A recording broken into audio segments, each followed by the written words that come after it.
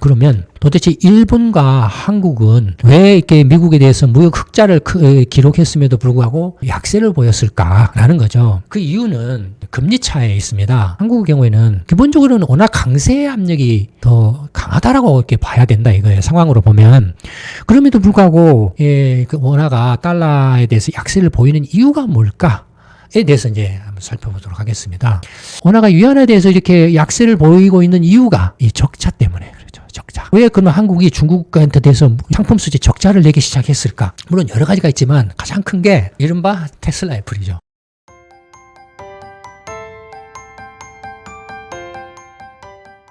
안녕하십니까. 김광수 경제연구소의 김광수 소장입니다. 이번에는 최근에 그 원화 약세 현상에 대해서 말씀을 들어볼까 합니다. 다들 아시겠지만 최근에 이제 원화 환율이 주요 통화들에 대해서 약세를 보이고 있죠. 달러에 대해서도 상당히 약세를 보이고 있고, 엔에 대해서도 이제 1엔당 한 9원 정도 했던 것이 지금 9.4원 정도까지 올라오고 있고, 위안화에 대해서는 이제 1위안당 190원대 했던 것이 지금 200원을 돌파하고 있죠. 그래서 원화가 전반적으로 이제 달러라든지 엔이라든지 위안에 대해서 약세를 보이고 있습니다. 그래서 그 원인이 무엇인가에 대해서 한번 살펴볼까 합니다. 그래서 이제 이를 위해서 먼저 달러 환율을 살펴보도록 하겠습니다. 환율 지수화를 시켜서 2010년을 100으로 해서 지수화시켜서 비교를 해보면 이 주황색이 이제 중국 위안하고 파란색이 한국 원하고 그다음에 이제 분홍색이 이제 일본 엔화죠. 보시면은 명백히 위안화 환율이 가장 변동이 적고 원화도 이렇게 위안화하고 거의 변동 없이 오다가 팬데믹 이후에 이제 축 약세 달러에 대해서 약세를 좀 보이고 있고 그다음에 이제 일본 엔화는 아베노믹스를 계기로 해서 굉장히 여동을 쳤죠. 푹 뛰었다가 다시 내렸다가 다시 팬데믹 위에 푹 뛰고 지금 정체를 하고 있는 그런 모습을 보이고 있습니다. 그래서 이제 지수화를 하면은 가장 엔화 변동폭이 크고 근데 이제 움직이는 모습을 보면은 대체적으로 이렇게 팬데믹 이후에 그 엔화든 원화든 위안화든 전부 달러에 대해서 약세를 보이고 있죠. 달러 강세, 단독 강세죠. 이처럼 팬데믹 이후에 특히 이제 2022년부터 이렇게 급격하게 달러에 대해서 이렇게 약세를 보인 이유가 뭐냐? 두 가지 차원에서 관점에서 한번 살펴보도록 하겠습니다. 먼저 이제 미국의 상품과 서비스 교역 추이를 한번 보면 주황색은 이제 수입이고 미국이 중국으로 수입하는 거고요. 파란색 선은 이제 중국에 수출하는 겁니다. 마찬가지로 이제 일본에 대해서 미국이 수입하는 것이 이제 주황색 선이고 수출이 이제 파란색 선이죠. 한국에 대해서도 마찬가지죠. 보시면은 중국에 대해서 수입이 이제 2018년 꼭점을 해서 감소세죠. 수입이. 일본의 경우에는 이제 수입이 늘어나고 있죠. 한국으로부터 수입은 급증을 하고 있죠. 특히 이제 팬데믹 이후에 수입이 급증하고 있는데 대부분이 뭡니까? 한국은 자동차죠. 자동차고 반도체. 특히 자동차입니다. 자동차 미국 수출이 급증을 해서 미국의 한국 수입이 급증을 하고 있죠. 일본도 늘어나는 것은 자동차입니다. 자동차고.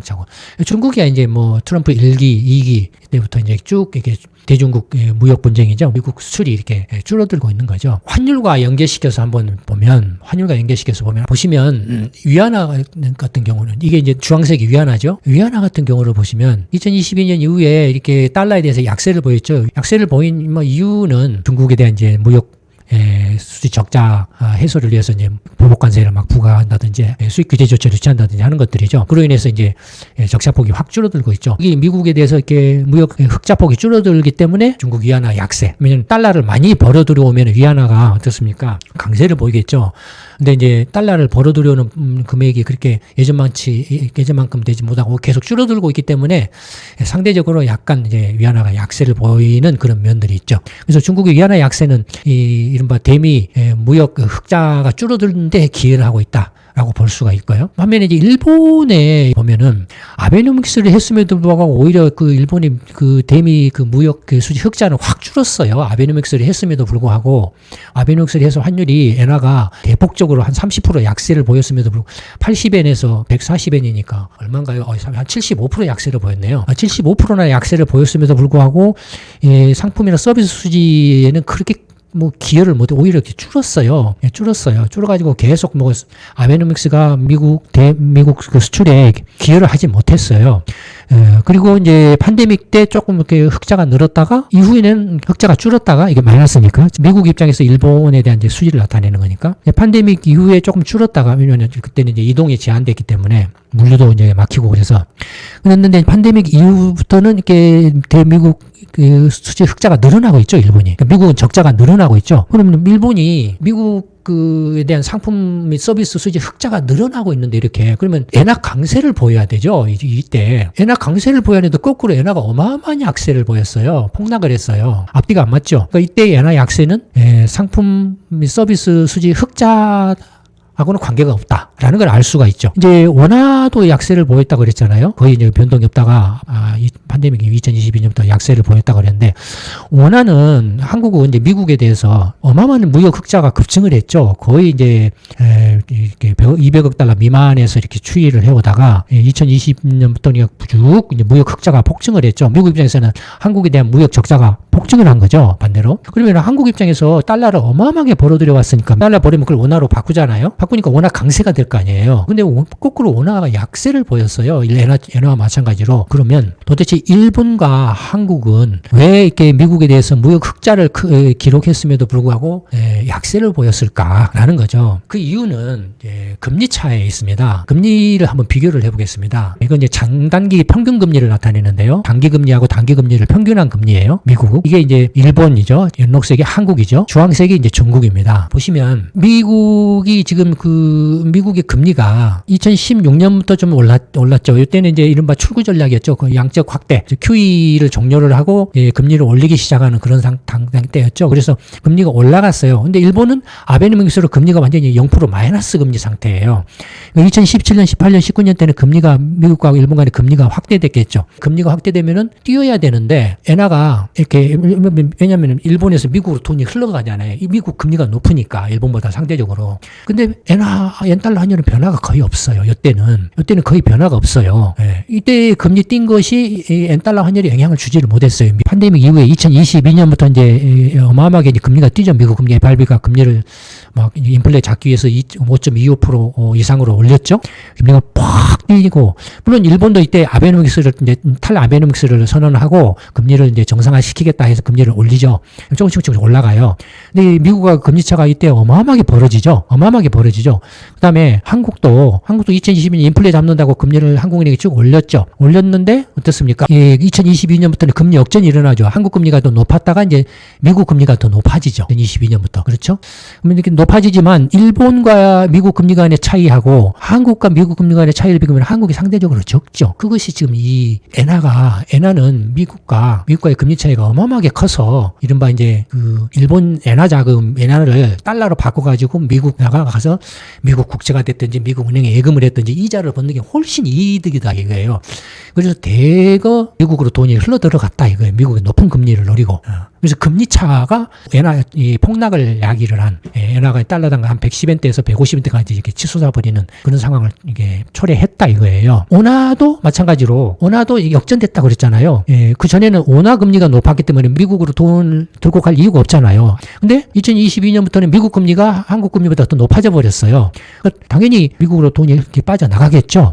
그것이 원화 약세를 보였다 이거예요. 근데 상대적으로 금리 차가 일본보다는 적었기 때문에 원화가 일본보다는 덜 뛰었다 이거예요. 그러니까 달러당 한 1,100엔, 1,100원대에서 뭐 이렇게 뛰어도 이렇게 한 400원 정도까지 이렇게 뛰는 그런 이제 모습을 보이고 있다 이거예요. 그러니까 금리 차가 2022년 이후에 엔화하고 원화의 약세의 결정적인 원인이었다. 상품 수지 흑자로 보면은 원화나 엔화가 강세를 보여야 되는데 미국과 일본, 미국과 한국 간의 금리 차로 인해서 엔화와 원화가 굉장히 약세를 보였다라는 거죠. 그러면 이제 앞으로 그러면은 엔화나 원화 환율은 어떻게 되느냐라고 한다면은 이제 이 금리 차가 앞으로 어떻게 변할 거냐에 달려 있겠죠. 그렇죠? 근데 이제 금리 차 변화를 보면 미국 금리를 기준으로 했을 때 미국 금리에서 일본 금리를 뺀 것이 이거죠. 금리차 추이로 보면은 이제 일본과 미국 간의 금리차는 2023년을 정점으로 해서 이렇게 줄어들고 있죠. 줄어들다가 지금 멈춰 있죠. 일본은행이 지금 금리 인상을 지금 주저하고 있기 때문에 멈춰 있죠.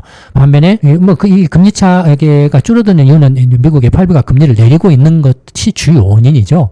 5.25에서 지금은 3.75까지 계속 내리고 있잖아요. 한국 같은 경우도 금리차가 확대됐다가 올해 들어서 약간 금리차가 약간 줄어드는 그런 모습을 보이고 있죠. 이제 미국이 이제 말씀드린 것처럼 금리를 내리고 있기 때문에 이제 반면에 이제 중국은 막 그렇게 큰 이렇게 변동은 없죠. 중국은 금리 차가 이렇게 위안화 달러에 그 환율에 영향을 거의 미치지는 않는다고 볼 수 있어요. 왜냐하면은 이미 이제 중국 그 어떤 금융자본, 미국에 투자한 금융자본 또는 중국 기업들에 대해서 전부 철퇴를 내리고 있기 때문에 그래서 어떤 그 금리 차를 노려서 중국 자금이 미국으로 들어가서 미국 국채 투자한다든지 뭐 예금을 해서 이자를 더 많이 받는 그런 건 거의 없다라고 봐야 된다. 오히려 지금 중국이 보유하고 있는 미국채를 팔아서 빠져나가고 있는 상황이기 때문에 그래서 위안화는 미국과 이제 중국 간의 금리 차가 있더라도 달러 환율에는 크게 영향을 미치지 않는다. 그다음에 중국의 어떤 금융 정책을 보면 통화량 정책이지 금리 정책이 아니에요. 기준금리를 조절을 해서 어떤 금융시장이나 실물 경제를 이렇게 활성화시키거나 조절을 하기보다는 지준율을 변경해가지고 시중은행의 통화량을 공급 여력을 이렇게 늘리고 줄임으로 해서 조정을 하기 때문에 그리고 중국의 국채 시장은 아직 그렇게 뭐 크게 발달한 것도 아니기 때문에 그렇게 중국의 경우에는 금리와 관련해서 이렇게 어떤 그 자금의 이동이 그렇게 민감하지 않아요. 그렇기 때문에 중국의 경우에는 이렇게 위안화 환율은 거의 이 미국과의 무역 관계에 의해서 결정된다라고 보는 게 더 설득력이 있다라는 거죠. 반면에 이제 한국과 일본의 경우에는 지금 2022년 이후에는 이제 금리 차에 의해서 지금 원화 엔화가 지금 엄청난 약세를 보이고 있다라는 거고요. 정리를 해보면 일본 같은 경우에는 이제 아까 이렇게 흑자가 이렇게 상품 수지 흑자가 확대를 하고 있잖아요. 그래서 엔화 강세 요인이죠. 그다음에 미국과 금리 차가 또 줄어들고 있죠. 앞에서 미국과의 금리 차도 줄어들고 있죠. 상대적으로 이제 이게 막 엔화 강세로 분류를 할 수가 있죠. 반면에 이제 트럼프 투자 이번에 이제 트럼프 관세 가지고 5,500억 달러 투자해라라고 한 거 있죠. 이제 어쨌든 간에 일본이 한꺼번에 5,500억 달러를 투자할지 아니면은 나눠서 그때 나눠서 이렇게 투자를 할지는 모르겠습니다. 근데 지금은 이제 미국에다가 5,500억 달러 맡겨라라고 하는데 그럴 것 같지는 않고요. 지금 이제 한국의 사례가 있기 때문에 한국의 사례에 준해서 일본도 하지 않을까 싶어요. 어쨌든 그래도 5,500억 달러 10년에 나눠서 한다고 해도 550억 달러씩이고 5년에 나눠서 한다라고 하면은 뭐 1,100억 달러씩 클런 들어가는 거잖아요. 그러면 상당하죠. 이런 것들이 엔화 약세를 이렇게 초래하는 거죠. 왜냐하면 이제 엔을 달러로 바꿔가지고 미국에 투자를 해야 되는 거기 때문에 엔을 팔고 달러를 사야 되니까 엔화 약세 요인이 되죠. 그다음에 이제 최근에 새로 들어선 다카이치 그 정부가 재정 적자 확대해서 경제를 활성화하겠다, 이른바 신 아베노믹스를 하겠다라고 해서 이제 우려를 증폭시키고 있죠. 영국의 이제 그 보수당이었던가가 영국이 지금 정부 채무가 많고 재정 적자도 많은데 재정 적자를 확대하겠다 해갖고 엄청 두드러 맞아서 그냥 몇 주 안 돼갖고 그냥 쫓겨나 버린 경우가 있죠. 총리에서 쫓겨난 사례가 있죠. 그런 것처럼 다카이치 그 새 정부도 신 아베노믹스 해가지고 좀 보다 적극적으로 재정 적자 확대를 통해서 경제 활성화를 꾀하겠다. 그다음에 뭐 자산 대국을 만들겠다. 주식 가격 폭등, 부동산 가격 폭등 이런 거를 해서 자산 부자 국가를 만들겠다. 뭐 이런 식으로 이렇게 주장을 하고 있잖아요. 그런 것에 대해서 이제 시장이 상당히 우려를 하고 있는 거죠. 그런 것들이 반영돼서 이제 엔화 약세 를 이렇게 불러일으키고 있다. 근데 이제 강도로 보면은 이제 무역 수지 흑자가 확대되고 있는 것들이 환율에 영향을 미치지도 않고, 그다음에 이제 그 무역 수지가 일정 수준을 계속 이제 유지를 하고 있어서 이제 크게 변동은 없었고, 이제 아베노믹스 일본 본인의 스스로의 요인에 의해서 움직인 거. 지금 아베노믹스 기간에는 일본 자체의 요인에서 이렇게 움직였기 때문에, 근데 다카이치가 재정적자를 하기 위해서 신 아베노믹스를 하겠다라고 하면은 이와 비슷한 현상이 일어날 가능성이 높다라는 거겠죠. 그러니까 엔화 약세 요인이라는 거죠. 그러면 이제 요거는 이제 그 미국과의 금리 차에 의한 거기 때문에 금리 차가 이제 어느 정도 빠른 시간으로 해소되느냐에 달려 있는 거죠. 그렇게 보면 그 금리 차가 이렇게 당장에 막 급격하게 축소될 거냐? 근데 확대 기준에 지금 지속될 거라고 보여지고 있고, 금리 차는 미국이 계속 금리를 내릴 거고, 그다음에 내년 5월달에 이제 파월 의장이 이제 퇴임을 하고 신임 의장이 트럼프가 임명한 신임 의장이 오면은 금리를 대폭 내릴지 어쩔지는 모르겠지만, 어쨌든 지금 당장의 금리차 축소로 인해서 엔화가 강세를 보일 가능성은 조금 희박하다라고 보여지고 있고, 트럼프 투자 5,500억 달러의 자금이 지금 빠져나가고 있는 걸로 보여져요. 그래서 이런 것들은 일시적인 요소라고 봐요. 왜냐하면 이 돈이 매일 또는 매달 조금씩 나가는 게 아니고, 한 번에 나가면은 1,100억 달러 한 번에 붕 빠져나가고, 그 다음에 또 나가면은 뭐 툭 뛰었다가 또 몇 달이든지 아니면 1년 뒤에 1,100억 달러가 붕 빠져나가고, 그렇기 때문에 그 빠져나갈 때만 푹 뛴다 이거예요. 그러니까 그 영향이 있고, 그래서 이것들은 일시적으로 엔화 약세에 영향을 미치는 요소라고 보여지고, 그다음에 이제 다카이치 정부의 신다 아베노믹스에서 재정 적자 확대는 이건 이제 지속적인 요인이죠. 그래서 엔화 약세의 지속적인 요인이라고 보여진다 이거예요. 그래서 일본의 경우에는 엔화 강세와 엔화 약세 요인이 지금 혼재되어 있다라고 보는데, 그러면 앞으로 어떻게 될 거냐라고 봤을 때, 물론 이제 보시는 분에 따라서 이렇게 달라지겠습니다만은, 가장 그 다카이치 정부가 언제 끝날지는 모르지만 이 다카이치 정부의 재정 적자 확대가 엔화 강세 요인을 누르거나 아니면은 서로 이렇게 비등비등해서 현재 수준, 현재 달러당 150엔, 154엔인데 150엔대 전반대 그 수준에서 이렇게 머무를 가능성이 있다라는 거죠. 만약에 약세를 보인다면은 160엔 정도가 상한선이 될 가능성이 있다. 약세 요인이 강세 요인을 이렇게 능가한다면 160엔 정도까지도 갈 가능성이 있다. 하지만 대체적으로 지금 150대 전반대에서 지금 정체할 가능성이 있다. 포인트는 미국과의 금리 차하고 재정 문제, 이 두 가지가 포인트가 된다라는 거고요. 그다음에 한국의 경우에 이제는 아까 앞서서 보신 것처럼 이제 미국에 대해서 이제 계속 무역 수지 흑자가 빠르게 확대되고 있죠. 그러니까 이런 기조는 당장에 변하지는 않을 가능성이 높다라고 보여져요. 자동차고 주 수출품이 자동차고 반도체이고, 미국 시장에서 가격 경쟁력, 품질 경쟁력이 높아져서 지금 미국 자동차 시장의 시장 점유율이 전혀 한 8%에서 11%까지 높아지고 있거든요. 예, 그래서 거의 이제 일본 차들과 손색이 없을 정도로의 어떤 그 경쟁력을 갖고 있기 때문에 흑자 기조가 확대된다. 확대됨에도 불구하고 환율 강세에는 영향을 미치지 못하고 있다. 미치지 못하는 이유가 뭐냐면 흑자를 낸다. 근데 미국에 대해서 이제 한 600억 달러 흑자를 냈다라고 하면 그 600억 달러가 한꺼번에 그냥 탁 들어오는 게 아니고 매일 뭐 6억 달러, 7억 달러, 10억 달러, 뭐 8억 달러 이렇게 매일 조금씩 들어온다 이거예요. 흑자가 그럴 것 아니에요. 매일 교역이 일어나는 거니까. 그래서 그 무역 흑자가 나더라도 그 흑자가 원달러 환율에 미치는 영향은 상대적으로 약하다라는 거고요. 중국처럼 그냥 무역 불균형 규모가 막 4천억 달러 막 이렇게 돼버리면 하루하루 들어오는 돈 규모가 장난이 아니죠. 몇십억 달러, 몇백억 달러 막 될 수도 있죠. 예, 그럴 경우에는 이제 환율이 상당히 영향을 받죠. 그렇지만 지금 이제 아직 무역 수지 흑자가 원달러, 물론 흑자기 때문에 워낙 강세에 영향을 미치겠죠. 그다음에 이제 미국과 금리 차도 이제 축소되고 있다. 앞에서도 보신 것처럼 약간 이제 축소로 이렇게 반전되고 있죠. 예, 미국이 이제 금리가 이렇게 내려가고 있기 때문에, 예, 그래서 이제 이런 것들도 워낙 강세 요인이다. 이제 반면에 이제 트럼프 투자 3,500억 달러에서 이제 1년에 200억 달러씩 해가지고 10년 동안 하고 1,500억 달러는 조선업에 투자를 한다. 뭐 이렇게 돼 있었잖아요. 1년에 200억 달러씩인데 200억 달러가 어떻게 가느냐? 한꺼번에 퐁 가겠죠. 뭐 매일 그걸 쪼개가지고 한 달에 뭐 25억 달러씩 나눠서 한다든지 20억 달러씩 나눠서 한다든지 뭐 그렇게 하기보다는 200억 달러면은 200억 달러가 한 번에 풍 가겠죠. 그 때만 일시적으로 워낙 약세를 보이겠죠. 예, 그러니까 전체적으로 보면은 워낙 강세 요인이 더 큰데, 이건 이렇게 트럼프 투자로 해서 나가는 돈은 약세 요인이지만 일시적인 요인이에요. 그럼에도 불구하고 원화가 지금 약세를 보이고 있다라는 거죠. 중국 같은 경우는 이제 위안화는 약보합세죠. 흑자가 감소되고 있고 미국과 디커플링이 진행되고 있기 때문에 현재 7.1 위안 정도에서 계속 보합세를 유지할 가능성이 높다라고 이렇게 보고 있고요.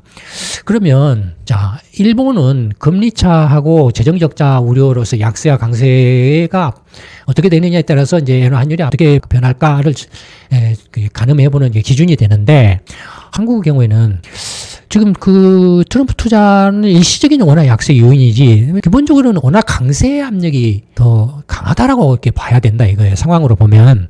그럼에도 불구하고 그 원화가 달러에 대해서 약세를 보이는 이유가 뭘까에 대해서 이제 한번 살펴보도록 하겠습니다. 이제 원화를 이제 달러가 아닌 이제 엔화하고 위안화하고의 관계를 한번 살펴보도록 하죠.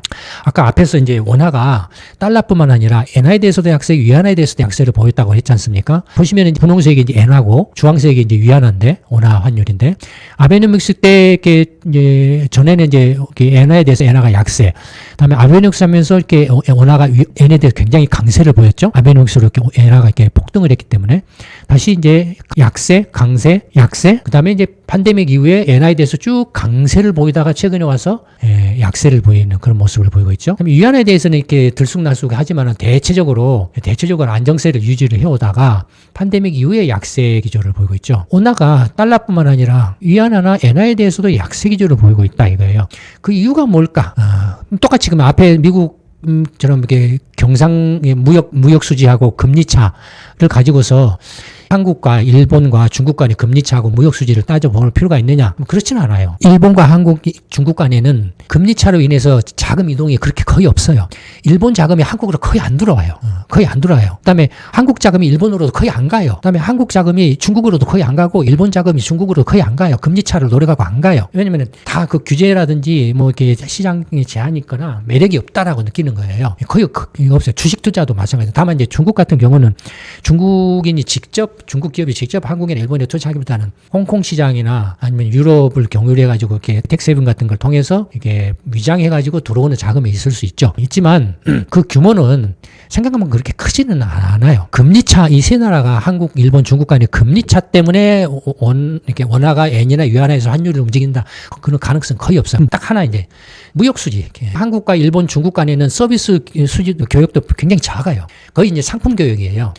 중국에 대해서 한국이 이제 그 상품 수지를 보면은 쭉 한 500억 달러, 연간 500억 달러 흑자를 내다가 2018년부터 흑자를 내다가 막 중국에 대해서 흑자 내는 규모가 줄어들더니 2022년부터는 확 적자로 또 떨어져 버려요. 그러니까 지금 한국이 2020년부터는 중국에 적자를 내고 있어요. 상품 수지 적자를 내고 있어요. 떨어진 것은 2021년부터 이제 쭉 떨어졌죠. 원화가 위안화에 대해서 이렇게 약세를 보이고 있는 이유가 이 적자 때문에 그렇죠. 적자. 왜냐면 중국 물건을 사야 되잖아요. 중국 물건을 사려면 오늘 팔고 위안화를 사야 되잖아요. 그러니까 위안화가 강세, 원화에 대해서. 왜 그러면 한국이 중국한테 대해서 이렇게 상품 수지 적자를 내기 시작했을까? 물론 여러 가지가 있지만 가장 큰 게 이른바 테슬라 애플이죠. 중국에서 제조하는 아이폰과 테슬라의 그 모델 3 자동차가 대량으로 수입되면서 적자로 전환된 거예요. 그 다음에 물론 이제 그 외에 한국이 이제 중국에서 이렇게 팔던 대표적인 자동차 같은 거였죠. 예, 근데 거의 이제 중국에서 한국 현대차, 현대기아차 시장 점유율이 1%도 안 될 정도로 떨어져 버렸죠. 예, 그런 것들이 이제 이른바 그 이렇게 상품 수지 흑자가 줄어드는 결정적인 요인들이죠. 뭐 그런 거 하면 이제 또 중국의 석유화학 제품 같은 경우도 예, 뭐 중국이 이제 대량으로 이렇게 증설이나 신설 투자를 해가지고 한국의 석유화학 뭐 업체들이 전부 그냥 폭삭 망가져버릴 정도로 이렇게 타격을 받았잖아요. 그런 것들이 겹치면서 이제 적자로 전락한 거죠. 위안하고 이제 중국 경제하고 한국 경제가 이제 부딪히는 부분들이 많으니까. 예, 적자를 내니까 사실 어떻게 되겠어요? 한국 정부 입장에서는 이 적자를 해소하려고 하겠죠. 해소를 하려고 하면 어떻게 하겠습니까? 원화 약세를 유도할 수밖에 없죠. 원화 약세를 유도해서 중국 상품의 가격을 비싸게 만들고 한국 상품의 가격을 상대적으로 싸게 만들어서 중국에 수출을 많이 하도록 하는 그런 유인을 만들어야 되겠죠. 그런 것들이 위안화에 대해서 원달러 환율이 결정이 돼버리는 거예요, 자동으로. 그 다음에 일본에 대해서는 어떻습니까? 과거에 일본에 대해서 이제 적자를 제일 많이 내고 있었는데 한국이 그래도 어쨌든 간에 장기적인 추세로 보면은 적자폭이 계속 줄어들고 있죠. 적자폭이 줄어들고 있기 때문에 일본의 엔화에 대해서 원화도 사실은 계속 강세 기조예요. 장기적으로 보면은. 강세 기조잖아요. 예. 이게 원화가 이렇게 내려갈수록 워낙 강세니까. 올해 들어서 일본에 대한 수출이 좀 줄었죠. 이렇게 살짝 줄었죠. 예, 수출이 살짝 줄어드는 것이 엔에 대해서도 원화가 약세를 보인 원인이라고 볼 수 있죠. 원화가 엔화에 대해서 약세를 보인 것은 뭐 일시적인 요인이라고 볼 수 있다. 왜냐하면 장기적인 추세를 보면은 지금 한국 기업들이나 한국 경제가 일본에 대해서 거의 이제 비슷비슷한 수평적인 경쟁 관계로 지금 수직적인 어떤 그 분업 관계에서 이전에 일본이 이제 부품 소부장이라고 해서 부품 소재 장비를 일본이 꽉 잡고 있고 한국은 어쩔 수 없이 일본 거 갖다 써야 되고 그걸 이제 이용해서 조립 가공하고 한국 조금 이렇게 이제 그 상용화 기술을 덧붙여가지고 다른 나라에 팔아가지고 이익을 남기는 그런 구조 있잖아요. 그 이익을 내면은 일본이 그 상당 부분을 빨아가는 그런 구조였잖아요. 그런데 이제는 그런 구조가 많이 무너지고 있다. 계속 무너지고 있다. 이걸 자동차 같은 것도 그렇고 반도체를 말할 것도 그렇고 뭐 휴대폰도 그렇고 TV라든지 그런 것도 그렇고 가전제품도 그렇고 기타 등등 조선 같은 것도 그렇고 기타 등등 여러 가지 면에 있어서 일본과 이제 점점 이렇게 수직적 분업 관계가 수평적인 경쟁 관계로 바뀌어지고 있는 그런 모습을 나타내고 있다. 장기적인 추세라는 것은 이미 이건 구조적인 거기 때문에 따라서 엔화에 대해서 원화는 장기적으로 강세를 보일 가능성이 높다고 하는 거죠. 그러면 이제 지금 달러당 이제 150엔대라고 그랬잖아요. 150엔대면은 원화가 엔화에 대해서 장기적으로 강세 기조라고 하면은 원달러 환율도 어떻게 되겠습니까? 그게 재정 거래에서 이렇게 자동으로 결정이 되겠죠. 삼각 거래에서 자동으로 원달러 환율이 강세가 된다라는 거예요. 그러니까 엔에 대해서 그러니까 일본 경제에 대해서 한국 경제가 이 무역 적자가 상품 수지 적자가 줄어들면 줄어들수록 워낙 강세 요인으로 작용한다. 그건 이제 장기적인 추세적인 일시적인 요인이라는 거예요. 근데 어쨌든 간에 지금 일시적으로 튄 것은 이렇게 원화가 위안화에 대해서 지금 한국이 중국에 대해서 상품 수지 적자를 내는 것이 구조적인 추세로 나타나고 있다는 거예요. 그러니까 위안화에 대해서는 약세를 보일 가능성이 높다. 반면에 엔화에 대해서는 강세를 보일 가능성이 높은데 지금 최근에 엔화에 대해서 약세를 본 것은 일시적인 현상이다라는 거죠. 원화 환율이 달러에 대해서 약세를 보인 것은 미국과의 금리 차가 크게 영향을 미치고 있고, 그 다음에 트럼프 투자 3,500억 달러로서 일시적으로 자금이 빠져나가는 그런 과정에서 발생하는 일시적인 현상일 가능성, 이렇게 그 현상이 겹쳐서 나타나는 그런 거라고 보여지고, 엔화에 대해서는 이제 원화가 강세를 보일 가능성이 높고, 위안화에 대해서는 약세를 보일 가능성이 높다. 그래서 이제 두 개가 합쳐졌을 때, 위안화에 대해서는 약세, 엔화에 대해서는 강세라고 할 경우에, 어느 쪽이 더 힘이 더 파워가 크냐라고 하면 아직은 중국에 대해서 내는 적자 규모보다는 일본에 대해서 내는 적자 규모가 크기 때문에 엔화의 영향이 더 크죠. 원의 영향이 더 크죠. 원 위안 영향보다는 원의 그 영향이 원 달러 환율에 미치는 영향이 상대적으로 더 크죠. 그건 뭘 말하냐면은 엔 달러 환율에 원 달러 환율이 끌려간 가능성이 높다. 끌려가고 있다라고 볼 수 있다라는 거죠. 항상 그 최근에 원화 환율이 달러라든지 엔이라든지 위안화에 대해서 전반적으로 약세를 보인 이유에 대해서 한번 말씀을 드려봤습니다. 오늘 말씀은 이걸로 마치도록 하겠습니다.